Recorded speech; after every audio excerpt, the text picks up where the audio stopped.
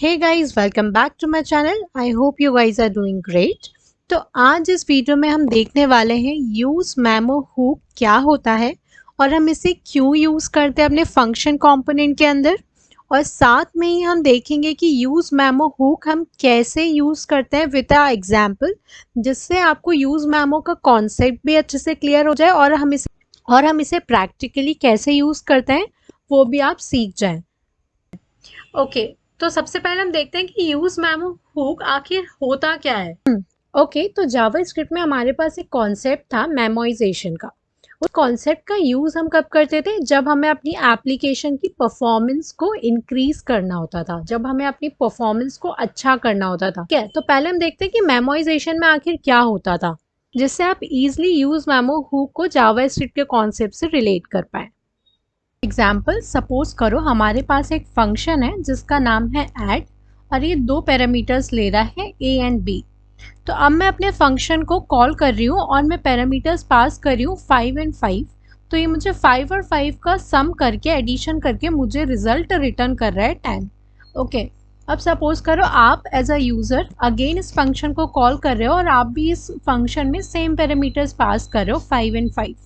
ठीक है, तो आइडियली क्या होता है इस केस में, जब यूजर्स जो होते हैं वो बार बार एक ही फंक्शन को कॉल कर रहे हैं विद द सेम पैरामीटर्स, तो इस केस में हमारा मेमोइजेशन कॉन्सेप्ट काम आता है।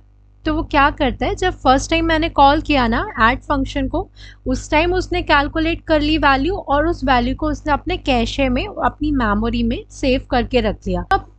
अब जब आप इस फंक्शन को फिर से सेम पैरामीटर्स के साथ कॉल करेंगे तो वो वापस से रिकैलकुलेट नहीं करेगा। इंस्टेड वो क्या करेगा, वो देखेगा ओके ये पैरामीटर्स की वैल्यू तो मेरे पास ऑलरेडी सेव्ड है, तो वो उस वैल्यूज को डायरेक्टली रिटर्न कर देगा, वो वापस से रिकैलकुलेट करने की मेहनत नहीं करेगा।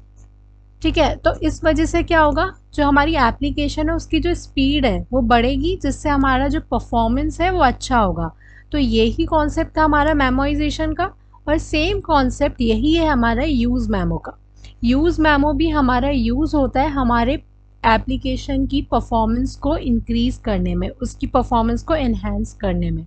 ठीक है, तो कभी कभी क्या होता है हमारी रिएक्ट की एप्लीकेशन में हम एक फाइल के अंदर काफ़ी सारे फंक्शंस लिखते हैं, करेक्ट। तो कुछ फंक्शंस ऐसे होते हैं जो अननेसेसरली हर टाइम पर कॉल होते रहते हैं, जिनकी ज़रूरत हमें है भी नहीं, उसके बाद भी वो फंक्शंस कॉल हो रहे होते हैं।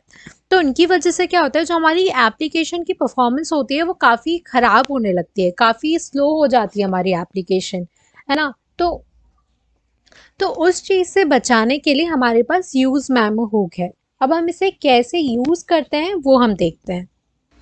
ओके, तो यहाँ पर मेरा VS कोड ओपन है। यहाँ पर app.js फाइल के अंदर मैंने अभी कोई कोड नहीं लिखा है, मैंने सिर्फ एक h1 टैग ऐड किया है जो कि हमारा डिस्प्ले करवा रहा है लर्निंग यूज मेमो। अब यूज मेमो समझने के लिए हम एक सिनेरियो बनाते हैं जिस ठीक है, मैं रिक्वायरमेंट रख रही हूँ, मैं दो बटन्स बना रही हूँ। एक का नाम मैं रख रही हूँ एडिशन, और साथ में ही मैं सेकंड बटन बनाऊंगी जिसका नाम मैं रखूंगी सब्सट्रैक्शन। तो आप बटन से ही समझ गए होंगे कि मैं क्या करने वाली हूँ। तो मैं सबसे पहले बटन बना लेती हूँ एक एडिशन, ठीक है, और साथ में ही मैं दूसरी बटन बना लेती हूँ जिसका नाम मैं रख देती हूँ सब्सट्रैक्शन। तो आई होप मेरी ये दोनों बटनें अभी यहाँ पर डिस्प्ले हो रही होंगी। Perfect, it is displaying. ठीक है, ये दो बटन्स तो मैंने बना ली। अब साथ में ही मैं एक स्पेन लिखती हूँ जिसमें जब भी कोई मेरी एडिशन बटन पे क्लिक करे तो मुझे जो वैल्यू शो हो वो मेरा ऐड वेरिएबल शो करे, और साथ में ही जब कोई मेरे सब्सट्रैक्शन पे क्लिक करे तो मेरा माइनस वेरिएबल लिख लेती हूँ। ओके, तो ये ऐड और माइनस दो वेरिएबल्स मैंने यहाँ लिख तो दिए हैं, बट मुझे इन्हें डिक्लेयर भी करना पड़ेगा। तो डिक्लेयर और मैनेज करने के लिए मैं क्या करती हूँ, यूज स्टेट हुक की हेल्प लेती हूँ, और मैं यहाँ लिख देती हूँ ऐड और set add equals to use state, और मैं इनिशियल वैल्यू इसकी डाल देती हूँ 0। क्या दिक्कत है? ओके, यहाँ इक्वल्स टू सी। ठीक है, साथ में ही मैं दूसरा वेरिएबल भी डिक्लेयर कर देती हूँ जिसका नाम मैंने रखा है minus, set minus equals to use state, और इसकी वैल्यू मैं पहले डाल देती हूँ 100। तो इसको मैं सेव करती हूँ, देखते हैं क्या है। ओके, अभी मैं क्या करती हूँ, इसके बाद एक डाल देती हूँ BR टैग, ओके, सेव कर लेती हूँ। Okay, perfect. ठीक है, तो अभी अब मैंने यहाँ पे क्या किया है, मैंने यहाँ पे बटन बना लिया एक एडिशन, और मैं चाहती हूँ जब मैं इस बटन पे क्लिक करूँ तो मेरा वैल्यू बढ़े, और जब मैं सब्सट्रैक्शन पे क्लिक करूँ तो मेरी वैल्यू सब्सट्रैक्ट हो। तो उसके लिए मुझे इवेंट हैंडलर भी डालना पड़ेगा। तो मैं यहाँ पे एक इवेंट हैंडलर डाल देती हूँ। On click of this button, what you will do, just I am writing one arrow function and set add. मैं चाहती हूँ कि जो मेरा ऐड है उसमें +1 हो जाए। Similarly, what I will do here I will add one more event handler and I will say कि भाई जब भी मेरी कोई सब्सट्रैक्शन की बटन क्लिक करे तो आप क्या करो, सेट माइनस फंक्शन को कॉल करो, और उस फंक्शन के अंदर आप क्या कर दो, जो मेरा माइनस है उसमें -1 करवा दो। ठीक है, अब हम चेक कर लेते हैं कि क्या ये चल भी रहा है। तो अगर मैं अब एडिशन पे क्लिक कर रही हूँ तो आप देखो यहाँ 1 हो रहा है। आई होप आपको ये विजिबल हो क्लियरली। और मैं सब्सट्रैक्शन पे क्लिक कर रही हूँ तो 99 हो रहा है, यानी कि मेरा परफेक्टली चल रहा है, अभी तक कोई इशू नहीं है। इशू अब हम क्रिएट करेंगे। इशू हम क्रिएट करते हैं, यहाँ तक कुछ इशू नहीं है। अब सपोज करो मेरे पास एक और फंक्शन है, ठीक, एक और फंक्शन यहाँ बना लेती हूँ जिसका नाम मैं लिख देती हूँ मल्टीप्लाई। ठीक है, इस फंक्शन के अंदर मैं क्या करती हूँ, मैं रिटर्न करवाती हूँ जो मेरा ऐड वेरिएबल है उसमें मैं करवा देती हूँ मल्टीप्लाई 10 का, और मैं बोलती हूँ फिर मुझे रिटर्न करो। और इस जो ये जो फंक्शन है वो मैं काम करती हूँ यहाँ पर कॉल कर लेती हूँ। ठीक है, इस फंक्शन को मैं यहाँ कॉल कर लेती हूँ, इसे सेव कर लेती हूँ। ठीक है, okay, what I will do, I just do one thing, मैं नेक्स्ट लाइन से इसको स्टार्ट करवाना चाहती हूँ। ठीक, तो अब मैं यहाँ एडिशन पे क्लिक कर रही हूँ तो 1 मेरा ये ऐड होके मिला और मल्टीप्लाई होके मुझे 10 मिला, विच इज परफेक्ट। मैं सब्सट्रैक्शन पे क्लिक कर रही हूँ, यहाँ कोई वैल्यू चेंज नहीं हो रही है। तो अब आप बोलोगे कि प्रॉब्लम क्या है, सारी चीजें तो एकदम सही चल रही हैं। अब मैं आपको बताती हूँ प्रॉब्लम क्या है। अभी मैं क्या करती हूँ, यहाँ पर डालती हूँ एक कंसोल। ठीक है, console.log, और for now I am just typing this, सिर्फ आपको शो कराने के लिए।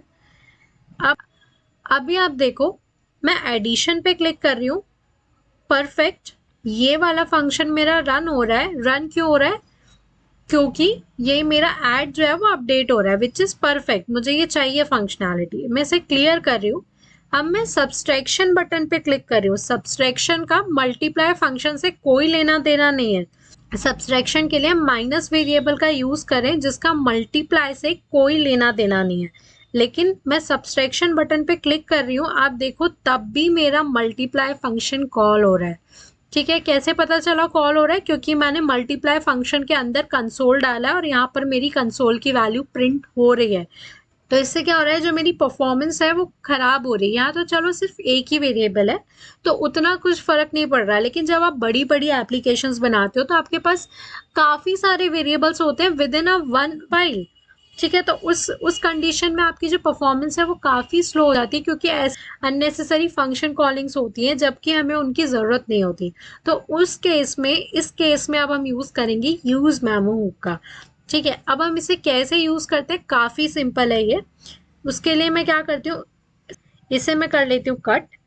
अब देखो मैं एक कांस्टेंट लिखती हूँ। कांस्टेंट का नाम पहले मैं लिखती हूँ मल्टीप्लिकेशन। मुझे कोई और नाम याद नहीं आ रहा है इसलिए मैं इतना बड़ा नाम लिख रही हूँ। आप चाहें तो कुछ छोटा सा नाम भी लिख सकते हैं, ABCD कुछ भी लिख सकते हैं। मुझे कुछ और याद नहीं आ रहा था तो मैंने मल्टीप्लिकेशन लिख दिया। Okay, back to the topic. तो अभी मैं क्या करूंगी, जैसे मैं बाकी सारे हुक्स को यूज करती हूँ वैसे ही मैं यहाँ पे पहले अपने यूज मेमो हुक को यूज कर लेती हूँ। तो मैंने यहाँ पे देखो यूज मेमो लिखा है और मेरा जो यूज मेमो ये ऊपर ऑटोमेटिकली इंपोर्ट हो गया है। अब मैं क्या करूंगी, यूज मेमो के अंदर मैं अपना फंक्शन लिखूंगी। ठीक है, मैंने ये फंक्शन लिख दिया। अब साथ ही में मुझे क्या चाहिए कि ये फंक्शन कब कॉल हो, कब कॉल हो, सिर्फ जब कॉल हो जब मेरा जो ऐड वेरिएबल है वो अपडेट हो। क्यों, क्योंकि जब मैं एडिशन पे क्लिक कर रही हूँ, क्या हुआ, मल्टीप्लाई इज नॉट डिफाइंड। हाँ, बिकॉज मल्टीप्लिकेशन मुझे यहाँ लेना पड़ेगा copy, and I will remove this and I will paste this. ठीक है, आई होप आपको कोई दिक्कत नहीं होगी। ठीक है, ठीक है। तो मुझे चाहिए कि जब मेरा ऐड वेरिएबल, जब मैं सिर्फ एडिशन बटन पे क्लिक करूं तो ही मेरा ऐड से 10 मल्टीप्लाई हो, यानी कि तभी मेरा जो मल्टीप्लिकेशन फंक्शन है वो कॉल हो। मुझे नहीं चाहिए कि जब मैं सब्सट्रैक्शन के साथ कुछ भी करूं तो मेरा जो मल्टीप्लाई फंक्शन है वो कॉल हो। तो अब मैं यहाँ पे एडिशन पे क्लिक कर रही हूँ तो परफेक्ट यहाँ 10 मिल रहा है, ये मेरा कॉल भी हो रहा है। अब मैं इसे क्लियर कर रही हूँ। अब मैं सब्सट्रैक्शन पे क्लिक कर रही हूँ। आप कंसोल पे ध्यान दो, सब्सट्रैक्शन बटन पे क्लिक कर रही हूँ मैं। आप देख सकते हो ये सब्सट्रैक्ट हो रहा है लेकिन कंसोल प्रिंट नहीं हो रहा। इट मीन्स हमारा जो मल्टीप्लिकेशन फंक्शन है वो कॉल नहीं हो रहा है अननेसेसरली। तो this is how we use memo hook and it is pretty simple to use, I think है। यूज इफेक्ट के जैसा ही इसका सिंटेक्स है, वो भी एक फंक्शन लेता है और एक डिपेंडेंसी लेता है। इसी तरह ये भी हमारा एक फंक्शन लेता है और साथ में एक डिपेंडेंसी लेता है कि किस डिपेंडेंसी पे इस फंक्शन को चलना है। तो जब भी हमारा ऐड जो है उसमें कुछ चेंज आएंगे तो हमारा ये यूज मेमो के अंदर जो हमने फंक्शन लिखा है वो ऑब्वियस सी बात है बार बार चलेगा। लेकिन अगर हम ऐड के अलावा कोई और वेरिएबल कभी भी अपडेट करें, कुछ भी करें उन वेरिएबल्स के साथ, इस मल्टीप्लिकेशन फंक्शन को कुछ फर्क नहीं पड़ेगा, ये कॉल नहीं होगा, जिसकी वजह से हमारी जो परफॉर्मेंस है वो अच्छी रहेगी। आई होप ये आपको क्लियर हुआ होगा कि ये क्या होता है, हम क्यों यूज करते हैं, कैसे यूज करते हैं। आई थिंक सारी चीजें क्लियर हुई होंगी। और फिर भी यदि आपको कोई डाउट है तो आप नीचे कमेंट सेक्शन में कमेंट करके पूछ सकते हैं। I will try to clarify each and every doubt. तो यदि आपने इस वीडियो को यहाँ तक देख ही लिया है और आप अगर इससे कुछ भी सीखे हैं तो guys do like the video.